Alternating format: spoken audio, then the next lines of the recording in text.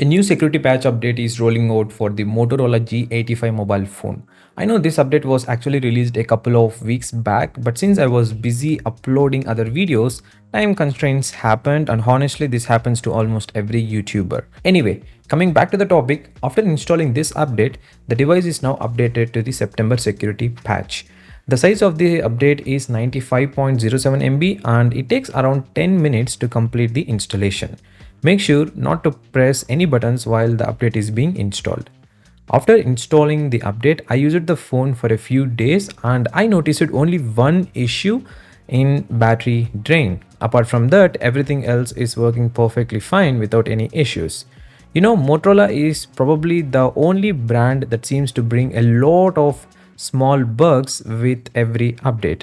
I really hope they improve this in the future. The good part is there are no lags, no data wipe happened after this update, and no green line issues either.